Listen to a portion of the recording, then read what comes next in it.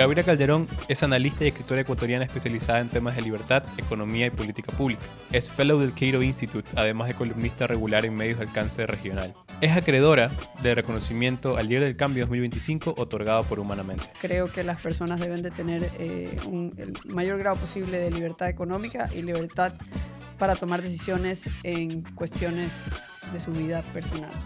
Y creo que eso es lo que permite.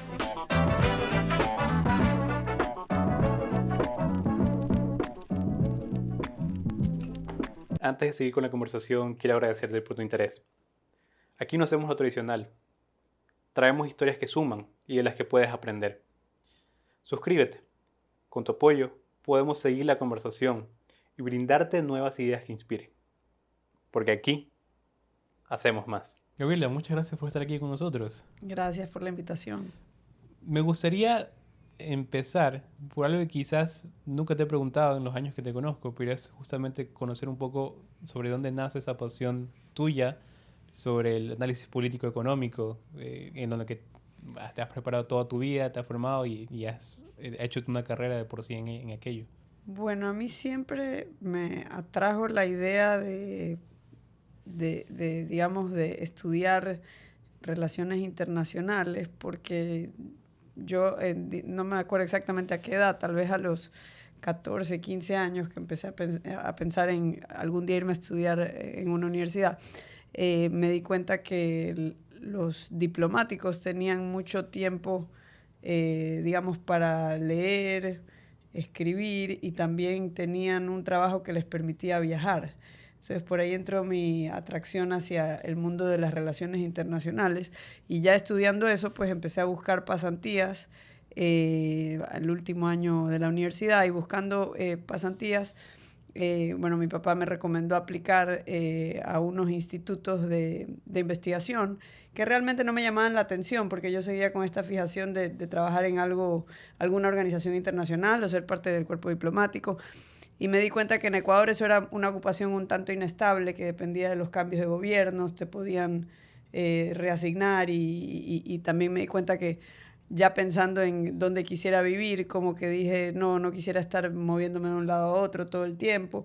Entonces empecé a ver otras opciones, y así llegué pues al Instituto Cato a hacer una pasantía, y ahí empecé a leer a Bastiat, que sería la respuesta corta a esta pregunta. Y cuando leía a Frédéric Bastiat, un periodista económico francés que escribía sobre economía política de una manera muy sencilla, ese fue abre ojos, o sea, ese fue el momento en que me hizo clic y dije, yo quisiera hacer esto, o sea, yo quisiera explicar estas ideas complicadas de manera sencilla en formato corto.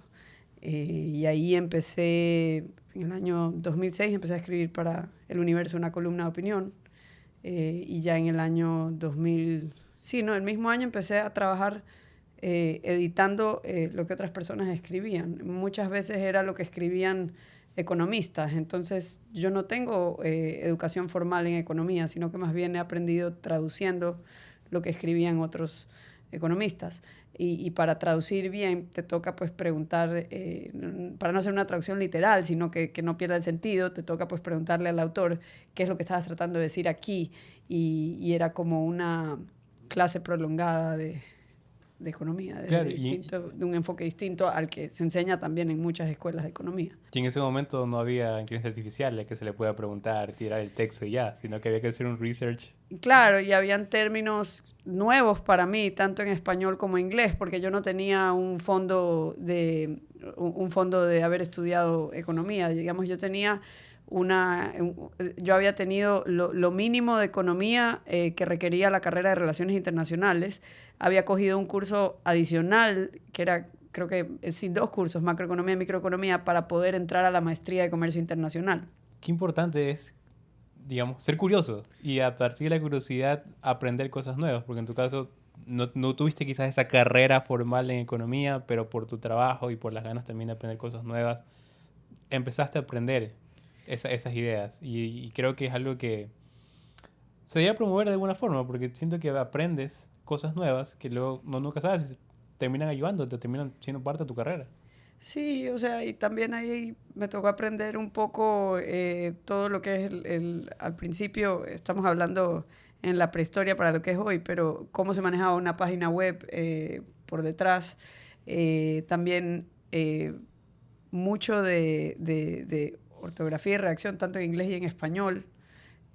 También la importancia de mantener un estilo un tanto uniforme a través de una publicación y también la importancia de no solo en lo que escribes, sino cuando te toca hacer una entrevista, de tratar de ser concisa y clara y tener claros los puntos de tu mensaje, porque a veces lo que pasa es que estudias mucho o lees mucho y se vuelve un poco abrumador la información que tienes y tienes que aprender a sintetizar. Y yo creo que una de las cosas que a mí me parece que no se destaca mucho de una contribución positiva tal vez de algunos medios de redes sociales, sobre todo X, es que te obligan a sintetizar ideas por el espacio, o sea, digamos, y por cómo se consumen las ideas ahora, son en formatos cortos. Y no solo eso, sino que al resumir también te das cuenta que hay muchas incoherencias en lo que escribes a veces, hay muchas redundancias y hay muchos adornos innecesarios. Entonces, el haber leído o corregido por tanto tiempo lo que escriben otras personas también me ayuda a ver eso más. ¿Qué tan difícil es escribir semanalmente? Bueno, en este caso para un diario. Y más allá del sintetizar, porque obviamente hay que hacerlo, a veces te puedes pasar y tienes que acostumbrarte a lo que te diga el diario o el medio. Pero ¿qué tan difícil es escribir cada semana de un tema, prepararte, ver también qué puede haber de manera coyuntural y estar ahí?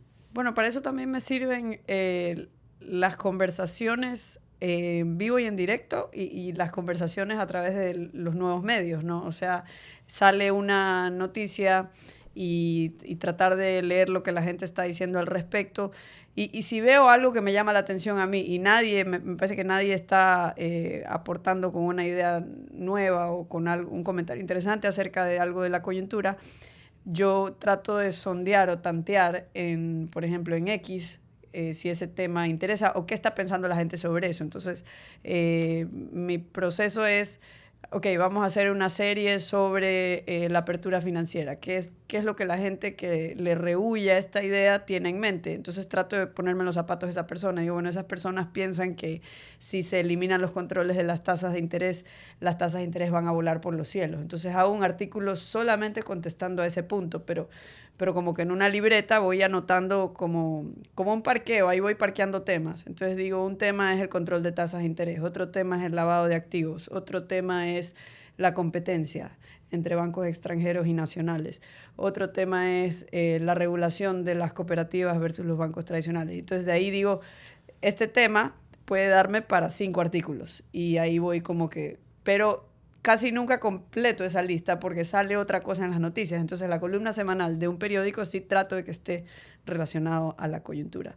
Pero que es distinto que tener un proyecto de investigación más profundo, que eso para mí es más difícil porque tienes que mantener la atención por un largo periodo de tiempo sobre un mismo tema. O sea, por ejemplo, lo que yo he hecho en los últimos años tratando de investigar las biografías de los fundadores liberales de varias repúblicas en Latinoamérica.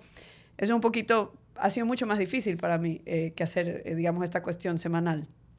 Porque cuando tú todas las semanas escribes de algo, 3.280 caracteres, que es como una carilla y media, no tienes que ser un experto en ese tema. Puedes consultar a los expertos en ese tema y referirte a esos expertos. Por eso yo siempre en mis columnas yo cito a alguien o un libro o un estudio.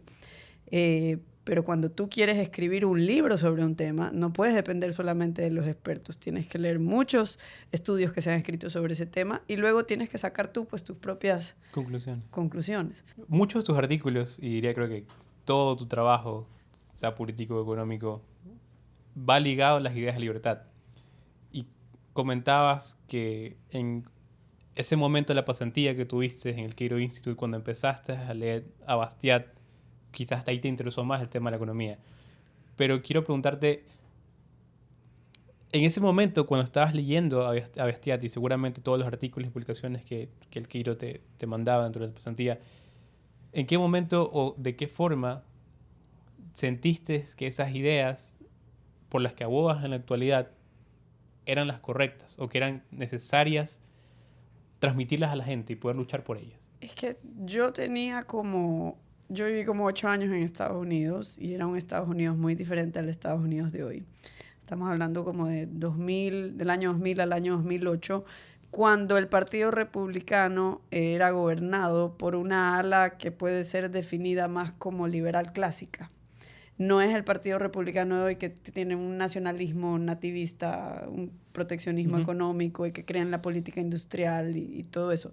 Y en ese entonces a mí me llamó la atención que en los debates presidenciales y la discusión política en Estados Unidos era muy civil entre adversarios, era muy respetuosa. O sea, eran debates con representantes de los dos principales partidos, los demócratas y los republicanos, sin ataques a la persona, simplemente discutían las políticas públicas y decían, bueno, yo discrepo contigo, respeto tu opinión, pero creo que esta política conviene más a la clase trabajadora. Y bueno, había una discusión civil y eso me impresionó mucho porque en cambio aquí en Ecuador había un nivel de polarización muy alto y la discusión política era muy personal y había muchos ataques personales. Entonces la gente hablaba mucho de las personas y votaban por simpatías personales y nadie discutía de cuáles son las políticas que funcionan para crecer más, para que haya más prosperidad, para que sea una sociedad de personas libres. Y eso me llamó la atención y dije, no, lo que hay que promover aquí es una discusión más amplia.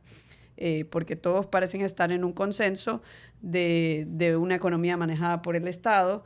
En lo que difieren es quién quieren que esté a la cabeza. Pero digamos, había como un consenso estatista. Y entonces yo dije, yo creo que puedo destacarme cuestionando ese consenso. Y recordemos que esto era alrededor del año 2006 a 2008, que aquí había, digamos, todo un proceso con la elección de Rafael Correa para refundar el país, cambiar de constitución, se disolvió la asamblea, se descabezó la Corte Constitucional. Todas estas cosas que pasaban eran impensables en países de primer mundo y acá era como que se lo celebraba entre aplausos. Y en ese momento muy pocas personas, sobre todo después de 2009, había mucho temor en explicar, digamos, expresar opiniones contrarias a esta corriente, pero al yo mantener, digamos yo nunca dejé de trabajar para un instituto de afuera, entonces siempre tuve como siempre lo pude mirar como un poco desde afuera, con cierta distancia, y me sentí pues un poco también protegida en el sentido de que era difícil que haya represalias contra mi persona en mi lugar de trabajo. Más bien, en mi lugar de trabajo, ese era el trabajo, hablar de estas ideas. Y entonces sentí que era el momento y la ocupación adecuada. Hablemos un poco de esas ideas que promueven la prosperidad de manera general y luego quizás podemos entrarnos al ámbito ecuatoriano o regional. Pero si pudieras destacar algún par, ¿cuáles crees que son las ideas que nos llevan a ser más prósperos como países? Digamos, yo me considero liberal clásica en el sentido de que yo creo que el Estado sí debe existir, pero creo que las personas deben de tener el mayor grado posible de libertad económica y libertad para tomar decisiones en cuestiones de su vida personal. Y creo que eso es lo que permite que haya suficiente libertad para elegir, innovar y experimentar, invertir. Y eso es lo que se conjuga y genera pues un mayor crecimiento. Y también teniendo un mayor crecimiento, las personas pues también pasan a tener mejores opciones. Es decir, no es que el dinero nos hace felices, es que el dinero te libra de necesidades que si no las resuelves no te puedes concentrar, no puedes pensar. El dinero incluso te resuelve problemas ambientales, digamos, la famosa curva de Kuznets, de que cuando realmente el mayor contaminante del planeta Tierra viene a ser la pobreza, porque precisamente cuando tú ya pasas a un nivel más alto de ingreso, es que la sociedad se preocupa por temas como la salud medioambiental. Y no solo que se preocupan, sino que también llegan a tener el nivel de riqueza que permite implementar políticas de conservación. Entonces, ¿cuáles son esas ideas? Bueno, pues la libertad personal, pero en todos sus ámbitos. Y creo que muchas veces en América Latina se ha puesto un énfasis sobre la libertad política y no suficiente énfasis, o se ha descuidado la libertad económica. Pero la libertad política sirve de poco si es que las personas no tienen, digamos, su autonomía o una sociedad civil vibrante. Y lo que mantiene una sociedad civil vibrante y dinámica y fuerte, que le puede hacer frente a un intento autoritario, es que la gente sea rica. Que la sociedad civil es la que financia todas esas instituciones autónomas que permiten que haya, digamos, un contrapeso al poder estatal. Y esa libertad política, incluso desde mi perspectiva, muchas veces ha sido atacada también en América Latina. Incluso a día de hoy hay presidencias y gobiernos en diferentes países de América Latina que no van acorde ni siquiera a esa libertad política. Peor aún, pensar en libertad económica. Y hay algo que en el caso ecuatoriano particular, a mí siempre me ha producido curiosidad, pero al mismo tiempo, no sé si excepción es la palabra que estoy buscando, pero es el hecho de que siento que hay una barrera discursiva, sobre todo muy impregnada en la sociedad ecuatoriana, con respecto a ideas de libertad. Independientemente de si sean liberales clásicos, libertarios, creo que todos meten a cualquier, digamos, parte del espectro en un mismo saco, y al menos aquí en Ecuador todo es neoliberal.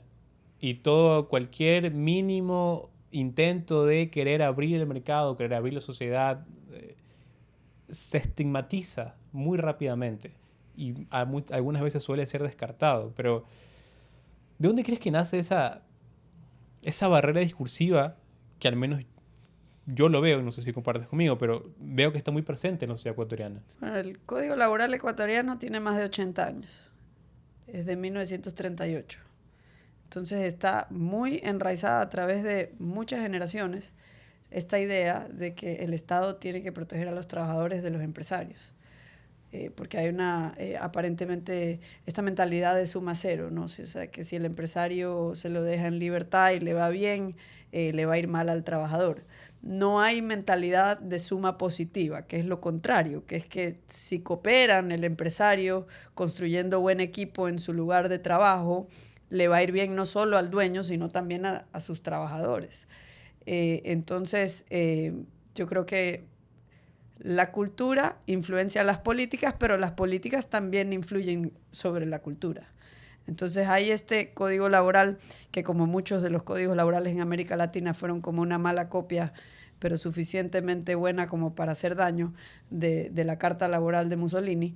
Entonces se copió esto, que es como el modelo corporativista italiano traído a Latinoamérica. Lo mismo sucede con Argentina. Que si toda la vida, desde tus abuelos y bisabuelos, han vivido y experimentado esa realidad, piensan que así tiene que ser. Ni siquiera se lo cuestionan, lo dan por hecho, a pesar de que tiene efectos cada vez más nocivos en la economía moderna, donde es normal que mucha gente tenga varias ocupaciones temporales o incluso que sean contratados por proyectos. Esa es la realidad de la modernidad y eso es como un animal raro, totalmente ignorado y desconocido por nuestro código laboral. Entonces, lo que suele pasar en América Latina es que se copia, se importa legislación de otras partes y queda como cristalizada, congelada en el tiempo y nos es muy difícil cambiar eso. Entonces, por un lado está el código laboral. Por otra parte, aquí hubo pues entre 1930 y 1999 una moneda nacional. Y había una creencia muy enraizada de que para tener un país tienes que tener una moneda nacional, un escudo y una bandera. Y se eliminó la moneda nacional y no se acabó el país, pero sí había esa creencia muy enraizada. Y todavía en otros países de América Latina hay esta idea de la soberanía, de que la moneda nacional es parte de la soberanía del país, ¿no? Y incluso ahora hay esa discusión, todavía surge. En la época de Correa se hablaba de la soberanía nacional garantizando la provisión de alimentos y se ponía como que todo tipo de barreras a distintas actividades para garantizar esa soberanía alimentaria. Ahora he escuchado comentarios acerca de la soberanía fiscal. La soberanía fiscal está siendo atacada por aquellos que se aprovechan de las importaciones en el régimen 4x4. Y no tiene sentido realmente. O sea, Ecuador tiene soberanía fiscal porque Ecuador, para bien o para mal, tiene libertad, el gobierno ecuatoriano, de fijar los impuestos que le venga en gana. hasta cierto punto, hasta que lo toleren los ecuatorianos, por así decirlo, ¿no? Porque sí hay... Hasta que nos vuelan el bolsillo. Sí, hasta que, digamos, haya suficientes coaliciones, suficientes grupos de intereses afectados que se organicen para contrarrestar y exigir que se deje pues, de subir los impuestos. No ha pasado todavía. Y en parte, pues, lo que hay es como un divorcio, ¿no? La mayoría, digamos, los que pagan los impuestos son una minoría de empresas, una minoría de trabajadores, y entonces es el fenómeno de costos dispersos, beneficios concentrados, ¿no? O sea, en este caso son costos concentrados y beneficios dispersos. Aquí, por ejemplo, los que pagan impuestos son de sector formal, son las empresas más grandes. Los dueños de esas empresas seguramente tienen hijos que no van a colegio público ni a hospitales públicos, pero son ellos los que lo financian. Entonces, los que sí van a colegios públicos y hospitales públicos son probablemente los que no pagan impuestos, o al menos no impuestos directos. Entonces, no sienten el costo de mantener toda esta estructura. ¿Cómo podríamos superar esas barreras discursivas? ¿Cómo podríamos ser más eficientes dentro del debate público, dentro de la batalla de ideas, para posicionar un mensaje que a la larga no nace de interés propio, nace quizás de el progreso en general de la sociedad y pensar en el futuro, no solamente a corto plazo? ¿Cómo podríamos ser más efectivos? Personalmente yo creo que hay muchos mitos históricos que refuerzan estas taras, ¿no? Estas actitudes antiprogreso, anticrecimiento.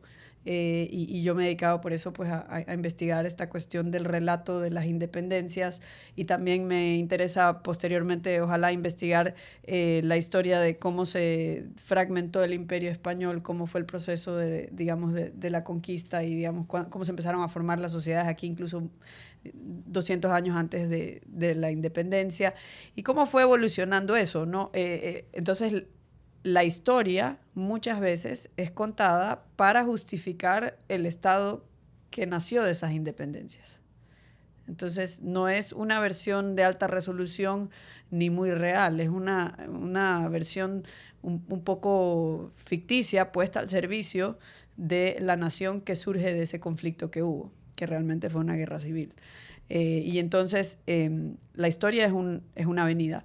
Otra avenida creo que es la literatura popular. Hay muchas cosas muchas enseñanzas que se pueden derivar de la literatura popular. Nosotros esta semana justo grabamos en nuestro podcast una entrevista con Martín Krause, porque él ha escrito algunos libros donde relaciona pues, ideas básicas de economía y de filosofía liberal con historias de ficción populares. Entonces él tiene, por ejemplo, su libro La economía explicada a mis hijos, donde cada capítulo trata un cuento clásico de niños que tiene una lección básica de economía. Entonces, por ejemplo, habla de Volver de Jauja, que es el país donde nadie tenía que trabajar y todos se lo daban sin hacer nada, de Nicholas Nickleby, un cuento famoso de Charles Dickens.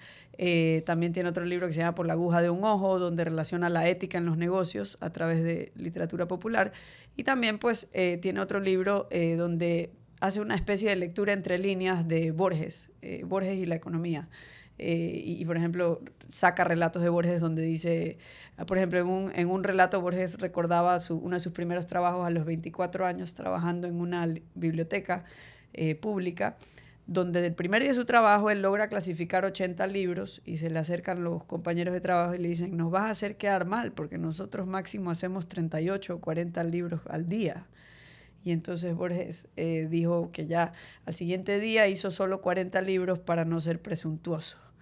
Entonces, si uno hace una lectura entre líneas de este pequeño relato, lo que estás viendo es la diferencia entre el incentivo para trabajar en un sector público versus el incentivo para trabajar en un sector privado. Y cómo se conjugan los incentivos de diversa forma. Entonces, tienes la historia, la literatura.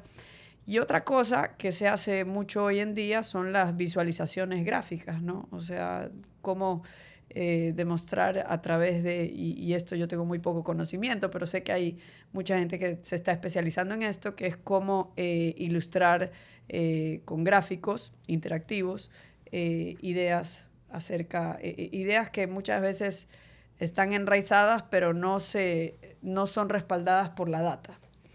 Otra avenida son los estudios de progreso. En Cato hay una página web, todo un proyecto que se llama Human Progress, Progreso Humano, donde se estudia el pasado, el presente y el futuro. ¿De qué manera? Con una vista a de dónde viene el progreso que damos por sentado hoy y de dónde viene esa versión color de rosa del pasado, porque muchas veces hay nostalgia por un pasado totalmente ficticio, que no quisiéramos nosotros haber nacido hace 200 años o 300 años, porque no existían cosas como la penicilina, por ejemplo. Entonces, también estudiar eso, cuáles son las bases que fundamentan el progreso. Y yo creo que hay para todo, ¿no? Para todo tipo de gustos. Yo creo que sumando tus ideas, lo que rescato es la parte de conectar con historias. Creo que eso es muy importante. Muchas veces quedamos tan ofuscados en el debate académico que lleva un peso de conocimiento muy grande, pero nos olvidamos a veces de trasladar eso de ahí del debate académico a las personas y a la conversación del día a día, que es a lo largo lo más importante. Y siento que las historias y el buscar conectar a través de esas historias, buscar emociones, es algo que es muy vital para poder tener un mejor alcance con las ideas, justamente. Sí, y también otra cosa es que hay una práctica muy popular de decir, de tomarse la palabra de otros o poner en otros palabras. Por ejemplo, para mencionar un ejemplo en nuestro país, los líderes políticos son muy dados a decir, yo, Leonidas Issa, representante de los indígenas ecuatorianos. Eso es una ficción. Él no representa a todos los indígenas, no son un grupo homogéneo, no se ponen de acuerdo entre ellos. Hay muchas facciones dentro del movimiento indígena ecuatoriano. Y se ha visto durante los últimos años, en que han tenido más protagonismo en todo lo que sucede, se ha visto pues que hay diferencias de opinión entre ellos. Y entonces como que siempre me parece importante que las personas tengan este pensamiento crítico de pensar, bueno, esa es la opinión de él, pero no necesariamente la opinión de todo el grupo que él dice representar. Y otra avenida que se ha estado utilizando, por ejemplo, en el Instituto Cato tenemos una persona dedicada a hacer encuestas para preguntarle a la gente qué piensa realmente, porque suele suceder que los políticos salen y dicen, bueno, pero es que todas las personas están en contra de esta política. Vamos a ver, hagamos una encuesta, preguntemos a ver qué pasa, veamos si hay diferencias por grupos etarios, veamos si hay diferencias de opinión entre hombres y mujeres, y muchas veces salen cosas sorprendentes de la data de encuestas a personas. También hay sesgos que se pueden detectar en las preguntas acerca de cómo se realizan estas encuestas, pero me parece que esa es una avenida también muy novedosa, muy interesante. Hablabas un poco del tema de la historia, de cómo tratar también de utilizar nuestra historia y aprender de ella y contarla mejor incluso, para romper justamente esas barreras discursivas.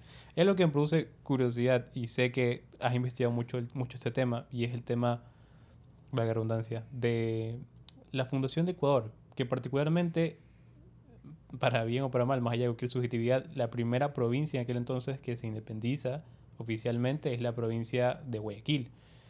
Y me resulta muy curioso cuando he visto la constitución de Guayaquil, la que se hizo en aquel entonces, me resulta muy fascinante porque tiene, creo yo, muchas cosas importantes, primero ligados a justamente buscar la prosperidad de la gente y también visualizadas también un poco al futuro, obviamente considerando el contexto que existía en aquel entonces.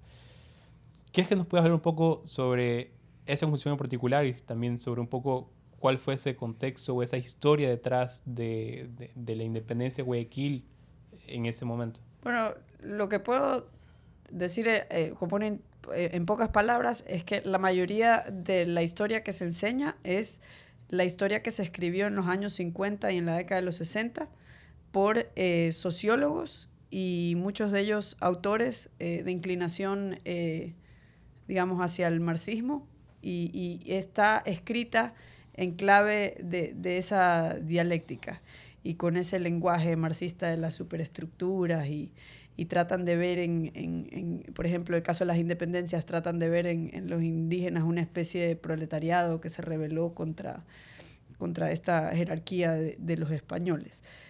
esa es la historia que se escribe y se cuenta desde los años 50 y 60 en muchas partes de América Latina. Y básicamente lo que se ha hecho desde ese entonces son muy pocas investigaciones o revisiones de lo que quedó plasmado en esos libros.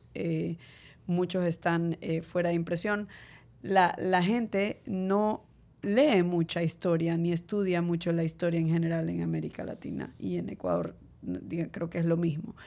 Entonces, lo que sí ha sucedido es que en Estados Unidos, en España, en Reino Unido, sí hay muchos académicos que se han interesado por la historia de América Latina, y las principales fuentes donde encuentras más información sin tinte ideológico de qué es lo que pasó en la época de las independencias es lo que han escrito extranjeros. Por ejemplo, el único inventario de la biblioteca de Vicente Rocafuerte la realizó un académico norteamericano, Kent Mecum, que vino en los 80 acá a Guayaquil y se fue al Colegio Vicente Rocafuerte y dijo, ¿cómo es posible que nadie haya hecho una lista de qué libros tenía este señor?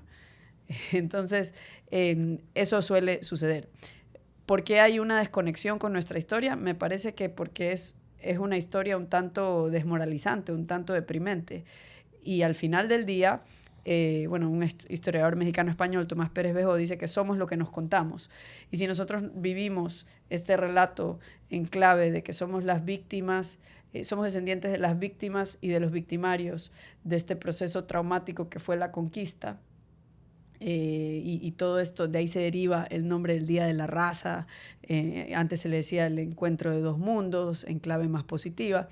Si nosotros vivimos con ese relato, es un relato sumamente victimista, es un relato fatalista y que te lleva pues a un estado de ánimo de ya para qué seguir intentando. Si digamos, nos pasó todo esto, estamos como condenados. Pero si uno, contrasta esa historia y le sacas todo ese disfraz marxista y le metes todos los datos adicionales que han salido en investigaciones posteriores, te das cuenta que la realidad es mucho más diversa. Se contó un lado de la historia con este ropaje ideológico moderno que no tenía ningún sentido en esa época, no existía ese lenguaje ni esas clasificaciones ideológicas. Y te das cuenta pues que hubo un experimento, hubo una corriente dominante liberal muy fuerte en aquel grupo que lideró la Revolución Liberal de Guayaquil. Y no era un proyecto reducido a la ciudad, era un proyecto que buscaba, una de las primeras acciones que toma la Provincia Libre de Guayaquil, dirigida por Olmedo, era utilizar recursos de las salineras de la costa ecuatoriana para financiar la División Protectora de Quito. Entonces, era un proyecto nacional, esa realmente es la primera constitución del territorio que hoy se conoce como Ecuador, y es una constitución que sintetiza muchas de las ideas de la Ilustración moderna, ¿no? Se habla de comercio libre, se habla de derechos de propiedad, y se habla pues de elecciones regulares, se contempla un sistema del nuevo régimen, se deja atrás todo aquello del antiguo régimen. Qué diferente quizás hubiese sido, no digo tener la constitución de Guayaquil en el presente, pero al menos rescatar esos puntos del gobierno limitado, de esa facilidad también hacia el libre comercio, de, creo yo, sentar las bases de instituciones inclusivas, que siento que nos falta bastante, incluso en la actualidad ecuatoriana, independientemente de cualquier aspecto de gobierno. ¿Qué crees? Probablemente falte mucho, pero ¿qué crees que nos hace falta como país para impulsar el progreso en general? Bueno, nosotros en pandemia hicimos un ejercicio con decenas de economistas y pensadores y abogados y dijimos qué necesita el país si lo podemos resumir en 3 o 5 puntos, y llegamos a 5 de una lista que eran como de 20, pero los 5 puntos básicamente, como están las cosas, y ya han pasado 5 años y no creo que han cambiado, se tiene que reformar la seguridad social, porque la seguridad social como está es una quiebra anunciada. No, es inviable el modelo, no se le van a poder cumplir las promesas a los trabajadores que están afiliados el día de hoy, y creemos en un sistema de capitalización individual, es decir, un sistema que no solo proteja el ahorro de los ecuatorianos, sino que los incentive a ahorrar para financiar su propia jubilación, es decir, restablecer el vínculo entre el aporte y la pensión derivada de ese aporte. Que cada ecuatoriano tenga libertad para elegir quién administra sus ahorros, quién invierte y en qué tipo de cosas se invierte su ahorro. Yo creo que los ecuatorianos deberían ser dueños de su ahorro de esa manera, disponer de su ahorro de esa manera. Esa es una reforma. Otra reforma, la apertura comercial, que ya se ha avanzado mucho desde que Correa firmó el acuerdo de libre comercio con la Unión Europea, continúa en otras administraciones. También la reducción del tamaño del Estado. Nosotros no podemos costear una estructura de gasto estatal como la tenemos. Tenemos ingresos, el año pasado 20.000 millones de ingresos tributarios y el presupuesto es de 36.000 millones. E incluso si le sumas el ingreso petrolero, todavía queda un déficit de 5.500 millones. Es decir, la casa está en desorden, por así decirlo. Nuestros ingresos son inferiores a nuestros egresos y yo creo que eso se debe de corregir por el lado del gasto, no por el lado de aumentar más impuestos. ¿Por qué? Porque lo que se hace es incentivar la informalidad cada vez que se suben más los impuestos, y los que cada vez pagan más impuestos cada vez tienes menos incentivos de invertir en la economía nacional. Entonces, por eso es que Ecuador no crece desde hace 10 años. Esa viene a ser la tercera, y la cuarta sería la apertura financiera. Nosotros, un grupo de economistas, de hecho estamos ahora promoviendo un proyecto de ley para que Ecuador sea un hub financiero, un hub de servicios financieros como lo es Panamá. Y creo que esa es la más viable y la más fácil. Y la quinta sería una reforma del mercado laboral, que empezamos hablando hace un rato del Código Laboral. Qué importante también empezar por ahí. Sin embargo, quiero hablar un poco sobre una de tus propuestas, que sé que en algunos artículos la has hablado, que es el tema del federalismo. ¿Qué es el federalismo y por qué consideras que podría ser una buena propuesta para Ecuador? Bueno, este era un debate al momento de que se forma el país. El país nace con este debate. Uno de los principales promotores del gobierno central fuerte en su momento fue Vicente Rocafuerte, pero tal vez por influencia de Olmedo o por la influencia de lo que había venido sucediendo en la Gran Colombia, se volvió un ardiente federalista, al igual que Olmedo. Y la discusión básicamente es de que si no nos podemos poner de acuerdo en soluciones para los principales problemas a nivel nacional, ¿por qué no descentralizar ese problema y que las distintas provincias o municipios, porque distintas cosas se pueden descentralizar a distintos niveles? Hay cosas que las puedes descentralizar a nivel de las provincias, hay cosas que las puedes descentralizar a nivel de los municipios. ¿Por qué no permitirles libertad para ensayar distintas soluciones? Y esto es algo que a mí me parece que sirve para las cosas que son más políticamente controversiales. Por ejemplo, la política laboral, el subsidio a los combustibles. Si no nos ponemos de acuerdo en cómo utilizar esos recursos que hoy se gastan en el subsidio a los combustibles, el año pasado fueron más de 3.000 millones. ¿Qué tal si esa política, esa decisión se descentraliza a nivel de los municipios? O a nivel de los municipios se podría descentralizar y cada municipio puede decidir qué hacer con esos recursos, y se puede hacer una consulta en el municipio de Guayaquil si es que quieren usar los recursos que se estima que se van a gastar este año en combustibles, o si prefieren utilizarlos en la construcción de un quinto puente. Que ojo, la decisión de construir un quinto puente también debería estar descentralizada, no debería ser una decisión de un funcionario en Quito. Y también parte del federalismo es que los ciudadanos que vivimos en Guayaquil o en Loja o en Sucumbíos no tenemos por qué aportar a la construcción del metro en Quito, que probablemente no lo vamos a usar. Entonces, ¿cuál es esta idea del federalismo? Que el que la hace, la paga.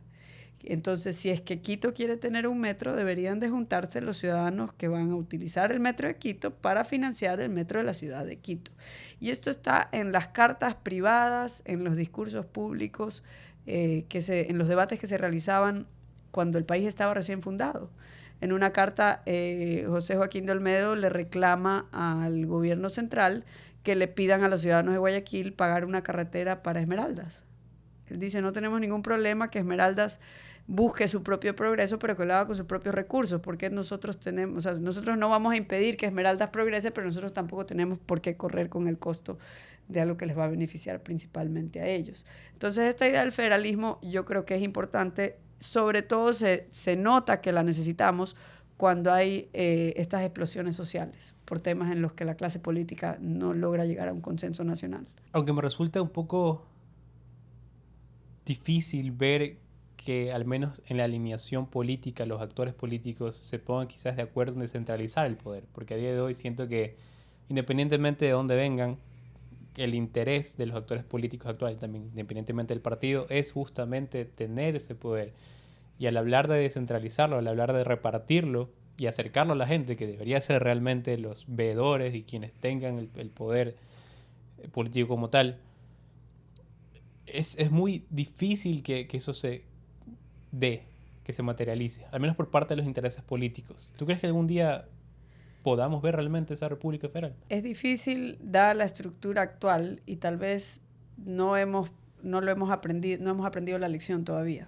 Y todos, es verdad lo que tú dices, es como una práctica secular, de que no importa de qué lado del espectro político, de qué partido sean, todos quieren centralizar, porque dicen, cuando yo esté a cargo, cuando yo llegue, lo vamos a hacer bien. Entonces hay muchas quejas de quitarle a los GATS, a los gobiernos supuestamente que no son ni autónomos ni descentralizados, pero quitarles recursos que están preasignados a estos gobiernos descentralizados.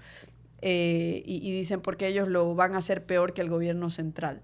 Sin embargo, el periódico está lleno de escándalos de despilfarro y corrupción por cosas que son jurisdicción y competencia del Estado Nacional. No digo que sean angelitos en los gobiernos seccionales y locales, pero digo que tampoco tienen autoridad moral los del gobierno central para señalar con el dedo. Entonces, ¿qué es lo que pasa? Que ninguno son angelitos, todos son seres humanos con sus defectos y sujetos a tentaciones y incentivos positivos y perversos. Entonces, ¿por qué la idea del federalismo a mí me parece muy atractiva y me parece que es una protección adicional a las libertades de las personas? Yo creo que lo estamos viendo hoy en día en los Estados Unidos.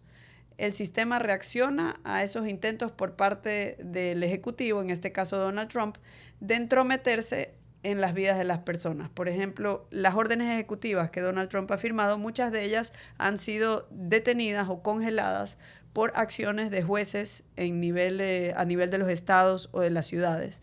Y hay todo un proceso desde los estados y toda una discusión de qué cosas se deben decidir a nivel de los estados, a nivel de la ciudad y qué cosas se deben decidir a nivel federal.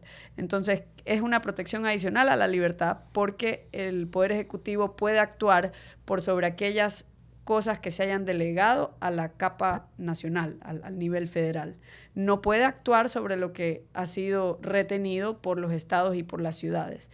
Con una cuestión importante, que no lo tienen así tanto ni en España, ni en México, ni en Argentina, que también son federales más en nombre que otra cosa, que es que los estados tienen su propia recaudación. Es decir, muy chévere que te den la competencia y te distribuyen desde el gobierno central, pero eso no es federalismo. Federalismo es que tengas localmente la capacidad de recaudar y tú le derivas al gobierno central para aquellas funciones que le han sido delegadas al gobierno central. Gabriela, este año humanamente ha decidido otorgarte el reconocimiento de líder del cambio. Muchas gracias.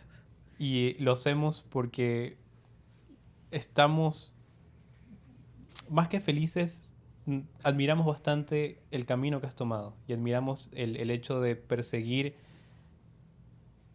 esa lucha por ideas que sentimos que muchas veces es un trabajo poco recompensado, poco valorado en general, y no lo hablo solamente de manera monetaria, pero siempre has estado presente de alguna u otra forma, ya desde que será, unos 20 años de que empezaste a ser columnista en el diario y has estado insistentemente. Y es un país, en un país como Ecuador, que es muchas veces desmoralizante vivir por todo lo que puede pasar y por la inseguridad que vivimos. Es casi un acto de valentía, pero un acto también de rebeldía continuar en esto.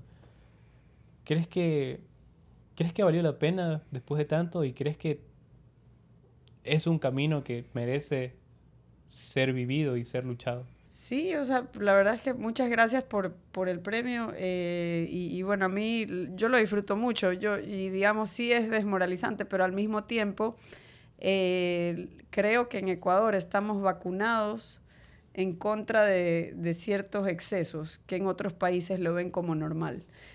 Aquí en Ecuador estamos vacunados en contra de la inflación porque ya estamos acostumbrados a vivir sin inflación. Entonces, no creo que es fácil inyectar otra moneda aquí. Esa es la principal protección de la dolarización. No todas esas cosas que se inventaron para disque protegerla, sino que la gente sabe que eso funciona bien en piloto automático y no se toca y hemos vivido sin inflación. Eso es algo importante porque en otros países de inflación alta perenne como Argentina no lo ven como algo, como una aberración. Otra cosa que aquí ha cambiado muchísimo desde que yo empecé a hablar de estas ideas es la actitud frente al comercio. Era mala palabra decir Tratado de Libre Comercio en el año 2006. Cuando yo empecé a escribir en El Universo, muchos de los artículos eran explicar cuáles son los beneficios del comercio, la separación del trabajo, la especialización del trabajo, la mejor asignación de recursos, cómo hace la competencia para mejorar la calidad de los servicios y productos disponibles a la gente. Eso creo que ya no hay resistencia política. Se han firmado acuerdos de libre comercio con la Unión Europea, con China, con Corea del Sur, con Costa Rica, durante las últimas ya 4 administraciones. Estoy contando la última de Correa y la primera de Daniel Noboa como la cuarta. Y todos estos gobiernos ya es como una política de Estado de avanzar hacia mayor apertura comercial, sin que haya llantas quemadas, sin que haya mayor protesta ni oposición en el Congreso a firmar estos tratados. Y eso me parece que es algo muy positivo, muy poco destacado. Y lo hemos visto, cómo eso va cambiando poco a poco el empresariado y las opciones disponibles a la gente. Sabes que eso no lo había tomado en cuenta y siento que son resultados muy positivos. Quizás veamos mucho más de eso a futuro. Sí, o sea, hay cosas que han cambiado para bien. A mí me ha gustado ser parte de todos estos debates. Sobre todo es más emocionante, pero también uno sufre mucho cuando es en un ambiente como lo fue en la época de Correa, donde digamos había muchos riesgos personales de emitir una opinión que pueda incomodar, pero ciertamente que después lo que he aprovechado es poder dedicarme a escribir sobre todo el potencial de desarrollo que tiene el país, todos los cambios positivos que se pueden hacer. Lamentablemente, estas 5 cosas que mencioné, estas 5 reformas que nos pusimos de acuerdo con varios pensadores, no se han implementado y no se ha avanzado más en eso, solamente en la apertura comercial. Pero yo creo que hay un clima de opinión más favorable a las libertades económicas en general, y creo que la gente también quedó vacunada en contra de estos intentos de establecer una dictadura, ¿no? Por lo que se vivió esos últimos 10 años. Gabriela, como tradición en nuestro programa solemos hacer 2 preguntas finales.